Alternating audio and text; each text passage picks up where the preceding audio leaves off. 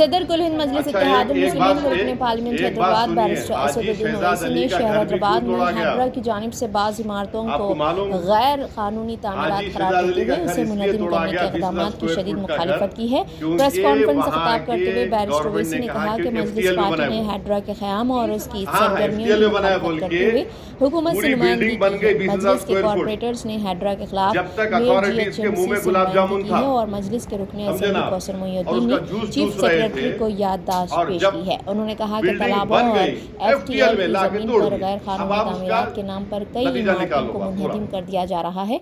Barrister Owaisi ने कहा कि शहर में कई ऐसी सरकारी इमारतें हैं जो FTL के दायरे में आती है। उन्होंने हुकूमत से सवाल किया कि वो इन सरकारी इमारतों को भी मुनहदिम कर देगी।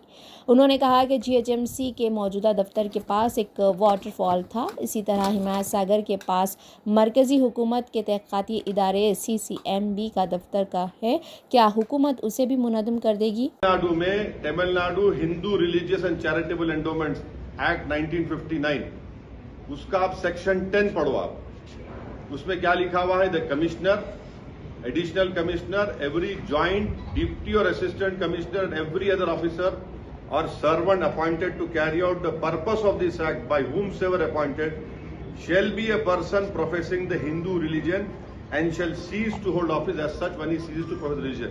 यानी कमिश्नर, तमिलनाडु में कमिश्नर एंडोमेंट बोर्ड का, ज्वाइंट डिप्टी और असिस्टेंट कमिश्नर, कोई भी ऑफिसर और उनका एम्प्लॉय जो इस एक्ट में अपॉइंट होगा उसको हिंदू रिलीजन का होना चाहिए और अगर वो हिंदू रिलीजन का नहीं है तो ऑफिस में नहीं रहेगा। कौन सा सेक्शन है Tamil Nadu religious charitable endowment? Section 10। अब आंध्र प्रदेश में आ जाओ। आप आंध्र प्रदेश, तेलंगाना में भी एक्ट है वो। हमने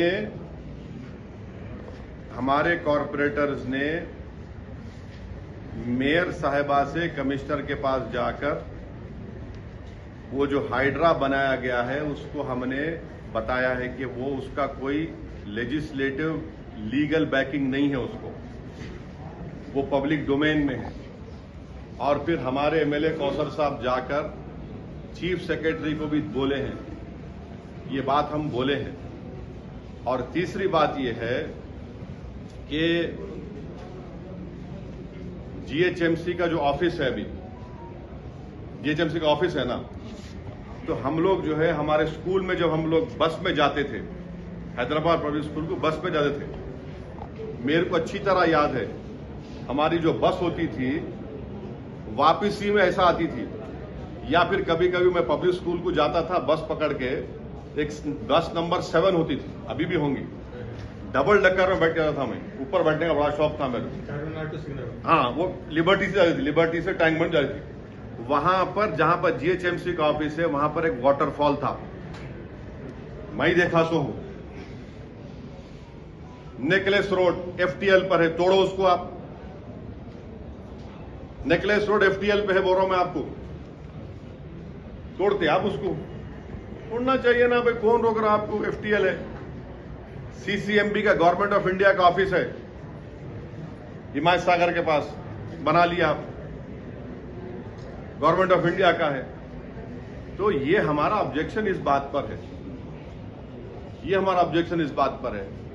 और फिर जहां पर निजाम के जमाने में जब हुकूमत थी उनकी, तो उन्होंने उसको क्या बोलते, टोन बोलते, क्या बोलते हो, पत्थर को, हाँ नहीं, वो स्टोन्स लगाते थे कि ये FTL है, स्टोन्स लगाते थे, अभी भी है वो, देख लो आप जाके। ये है हमारा, हम तो चीफ सेक्रेटरी मैडम को भी बोले, मेयर साहिबा को भी बोले, अब वो गवर्नमेंट देखना उसको। तोड़कर जो है मार्केट या कमर्शियल पर्पस के लिए इस्तेमाल किया जा रहा है और वो कमर्शियल नहीं, ये तो आप गलत बोल रहे हैं। ये तो सेक्शन 3 में government, Modi government Waqf by user को खत्म करना चाह रही है। अब वक्फ बाय यूजर का मतलब क्या है? जैसा हिंदू धर्म में बाय कस्टम एंड यूसेज आप उसको मंदिर घोषित करते बाय कस्टम एंड यूसेज, वैसे ही मुसलमानों में वक्फ बाय यूजर उस वक्त जब मस्जिद में जाके मैं नमाज पढ़ रहा हूं, वक्फ बाय यूजर हो गई। दरगाह में जाकर कोई जा रहा है, वो वक्फ बाय यूजर हो गया। किसी एक सूफी की खानखा है, वहां पर जिक्र की महफिल हो रही, वक्फ बाय यूजर हो गया। खबरस्तान है, वो वक्फ बाय यूजर है, वो एक्ट है, सेक्शन 95 में एक्ट है।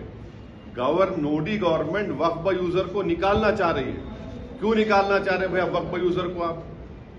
जब आप हिंदू धर्म में बाय कस्टम एंड यूसेज ये बोल रहे हैं कि it is a endowment property, वैसे ही आप इस्लाम में वक्फ बाय यूजर का मतलब यह है कि वो मस्जिद मेरी है।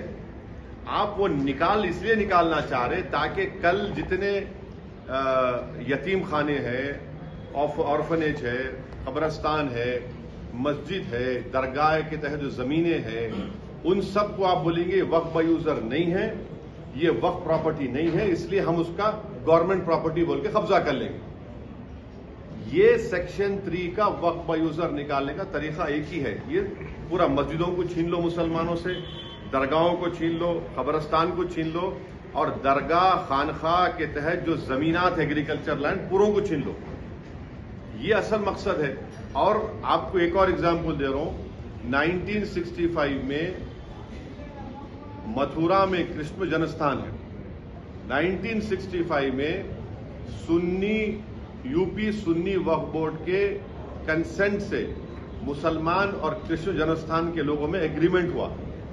एग्रीमेंट यह हुआ कि जो मुसलमानों की वक्फ की प्रॉपर्टी थी उसको 8 एकड़ हम कृष्ण जन्मस्थान को देंगे सुन्नी वक्फ बोर्ड के परमिशन से।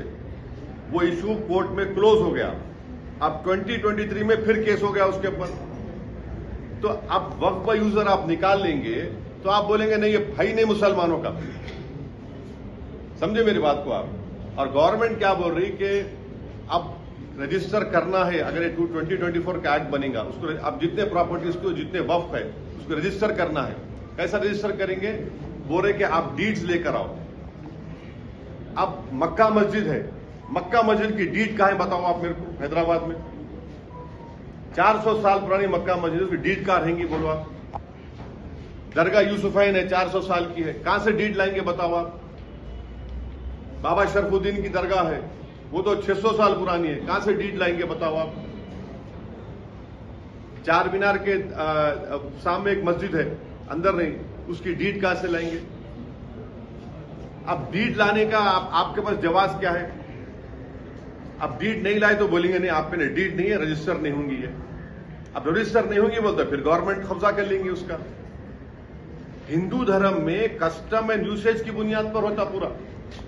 और एक बात समझिए आप लोग, देश को भी समझने की जरूरत है, खासतौर से हमारे हिंदू धर्म के भाई बहनों को, कि वक्फ प्रॉपर्टी पब्लिक प्रॉपर्टी नहीं है, प्राइवेट प्रॉपर्टी है। गवर्नमेंट नहीं दी हमको ये हमारे मुसलमान वक्फ कर दिए, जैसा बोलते ना दान दिए, दान दे दिए उसको। वो प्राइवेट प्रॉपर्टी है, पब्लिक प्रॉपर्टी नहीं है वो। आप पब्लिक प्रॉपर्टी कैसे ट्रीट कर रहे हो उसको? प्राइवेट प्रॉपर्टी है वो। ठीक है, आप रेगुलेट करिए, मदद करिए। और ये जो गवर्नमेंट बोल रही ना, हिंदू एंडोमेंट बोर्ड को, हर हिंदू एंडोमेंट बोर्ड को ग्रांट मिलता, जैसे आंध्र प्रदेश में शायद 500 करोड़ रुपए दिए। यहां वक्फ बोर्ड को क्या ग्रांट दे रहे बताओ? पूरे इंडिया में 32 वक्फ बोर्ड्स है। कौन सी स्टेट गवर्नमेंट वक्फ बोर्ड को ग्रांट दी बताओ आप? एक पैसे का ग्रांट नहीं। आप सेंट्रल वक्फ बोर्ड सेक्शन 19 है और स्टेट वक्फ बोर्ड जो है वो सेक्शन 14 में आता, 95 एक्ट में। अब उसमें क्या बोल रहे हैं कि मैंडेटरी है सेंट्रल वक्फ बोर्ड में 2 हिंदूज को मेंबर बनाना, 2 हिंदूज को। अभी क्या है, अभी कोई भी हिंदू मेंबर नहीं बन सकता सिवाय सिटिंग मिनिस्टर के। आप हमको ये बताइए। और स्टेट वक्फ बोर्ड में आप तकरीबन सिर्फ चार मुसलमान रहेंगे। अब गवर्नमेंट का प्रपोजल क्या है कि स्टेट वक्फ बोर्ड में जो मेंबर्स बनते, एक मुतवल्ली कैटेगरी का इलेक्शन होता, एमएलए कैटेगरी का इलेक्शन होता, एमपी कैटेगरी का इलेक्शन होता और जुडिशरी का, बार काउंसिल का। ये 4 इलेक्शन होते। अब गवर्नमेंट, मोदी गवर्नमेंट क्या बोल रही है? इलेक्शन नहीं, हम नॉमिनेट करेंगे। क्यों नॉमिनेट करेंगे? आप इलेक्टोरल प्रोसेस के खिलाफ क्यों हैं? और फिर आप ये बोल रहे कि नॉन मुस्लिम को मेंबर बनाएंगे। मैं नरेंद्र मोदी को चैलेंज कर रहा हूं और आपके सामने अब जो बोल रहा हूं आप जरा इसको गहराई से सुनिए। उत्तर प्रदेश में काशी विश्वनाथ टेम्पल एक्ट है 1983, आप लिख लो ये। उसमें सेक्शन 3 है। सेक्शन 3 ये बोलता है कि no person unless he is a Hindu by religion be eligible for being or continuing as a member of the board or executive committee or chief executive or as an employee। यानी काशी विश्वनाथ का section 3 ये बोल रहा है कि वो जो हिंदू होगा बाय रिलीजन वो ही एलिजिबल होगा बोर्ड का मेंबर बनने के लिए, एग्जीक्यूटिव कमेटी का मेंबर बनने के लिए, सीईओ बनने के लिए और एम्प्लॉय होने के लिए। फिर आप वही काशी विश्वनाथ टेम्पल एक्ट 1983 में सेक्शन 6(3) देखो आप, जिसमें यह बोला गया है कि where a member of the board can not perform his duties as such by reason of the fact that is not a Hindu, the person available next below him in this behalf shall be a member of the board. यानी अगर कोई member अपनी duties को निभा नहीं सकता इसलिए कि हिंदू नहीं है तो किसी और को हिंदू को बनाया जाए। आप यहां पर क्या कर रहे हैं सेंट्रल वक्फ काउंसिल में और स्टेट वक्फ बोर्ड में?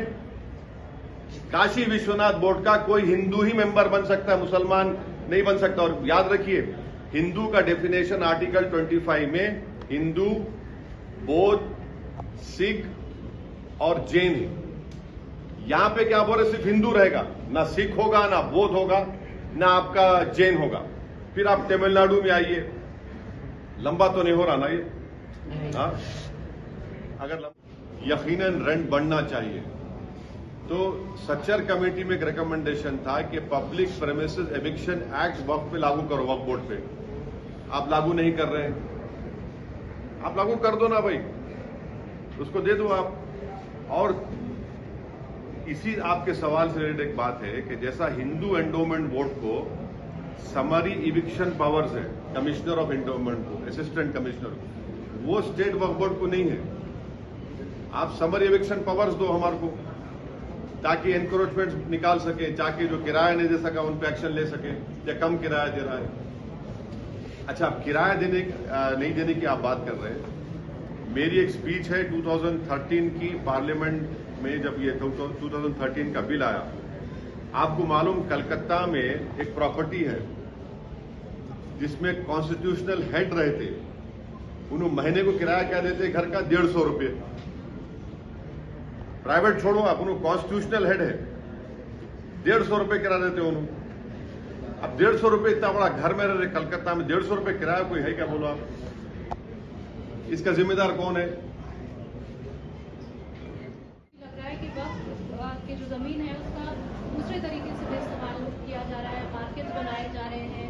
क्या बनाए जा रहे हैं? मार्केट बनाया जा रहा है। उससे जो भी रेंट या जो भी पैसा आता है वो मुसलमानों तक या जो गरीब मुसलमान है वहां तक पहुंच ही नहीं रहा है, तो उसका दुरुपयोग भी किया जा रहा है, ये आरोप लग रहा है। नहीं, देखिए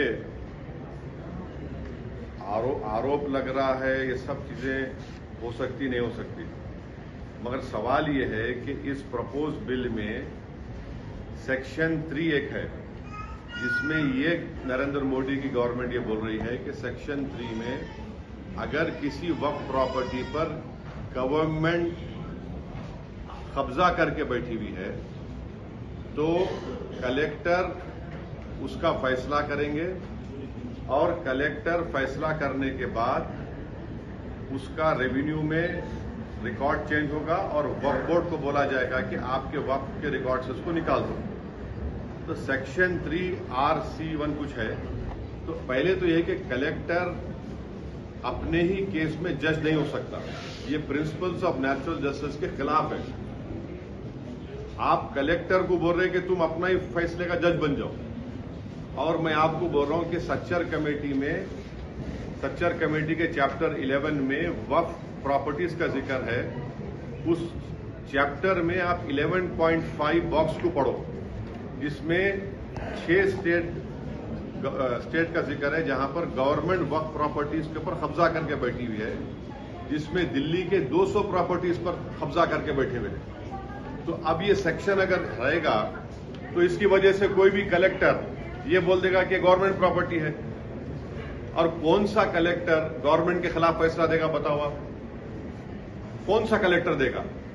और तीसरी बात यह है कि सुप्रीम कोर्ट के कई जजमेंट्स है जहां पर सुप्रीम कोर्ट ने कहा कि कलेक्टर और रेवेन्यू किसी को टाइटल बेस्टो नहीं कर सकते। India Muslim personal law board की तरफ से ये फैसला लिया गया कि जितने नॉन बीजेपी चीफ मिनिस्टर्स हैं उनसे जाकर मुलाकात की जाए। तो पिछले हफ्ते तमिलनाडु के सीएम से मुलाकात हुई थी। कल जाकर all India Muslim personal law board के प्रेसिडेंट मौलाना खालिद सैफुल्लाह रहमानी साहब, तेलंगाना के चीफ मिनिस्टर जनाब रेवंत रेड्डी साहब से मुलाकात की है। और हम लोग इन मुलाकातों में ये बता रहे हैं कि जो बीजेपी एनडीए की गवर्नमेंट ने जो वक्फ अमेंडमेंट बिल लेकर आया है, वो उसके खतरात क्या है, उसके डेंजर्स क्या है, और उस बिल में वक्फ को बचाने के बजाय वक्फ को बर्बाद करने का वो बिल है। और हम लोग वेरियस उसमें प्रोविजंस बता रहे हैं, जो बिल के जो क्लॉजेज हैं उसका हम जिक्र करके बता रहे हैं कि ये इस बिल के जरिए से बीजेपी वक्फ को ख़त्म करना चाहती है और वक्फ प्रॉपर्टीज़ को ख़त्म करना चाहती है। इससे मुसलमानों के फ्रीडम ऑफ रिलीजन में फ़र्क पड़ेगा। इससे आर्टिकल 25, 26, आर्टिकल 14 का वायलेशन होगा। तो ये पूरी कोशिशें की जा रही हैं पर्सनल लॉ बोर्ड की तरफ से। और फ्यूचर में personal law board public meetings भी करेगा और उन तमाम अपोजिशन पार्टी के लीडर से भी मुलाकात करेगा जिन्होंने वक्फ बिल की अपोज किया है। जैसा कि वाईएसआर पार्टी भी है, उन्होंने भी पार्लियामेंट में उसको अपोज किया है। और आइंदा वक्फ बोर्ड की तरफ से all India personal law board की तरफ से भी जाकर आंध्र प्रदेश के चीफ मिनिस्टर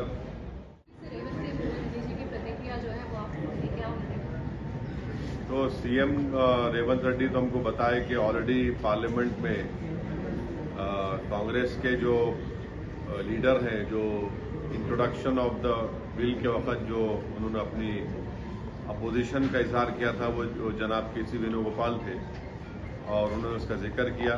और हमने कहा कि हाँ, हमने सुना उस बात को और हम उनको बताए क्लॉज बाय क्लॉज कैसे वो गलत रहेगा।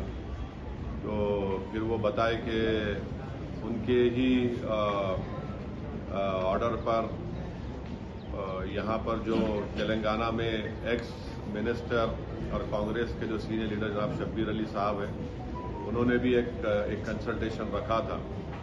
तो उन्होंने बोले कि हम पूरा इसको और पढ़ेंगे और उनकी पार्टी की जो सेंट्रल लीडरशिप है उनसे भी बात करके ये तमाम आपके कंसर्न्स उन तक हम पहुँचाएंगे जाएगी। और बिहार में जो all India Muslim personal law board के जो जिम्मेदार लोग हैं, वो वहाँ पर भी जेडीयू के और हमारे चिराग पासवान साहब से भी वो लोग मुलाकात करके इस वक्फ बिल के बारे में बताएंगे।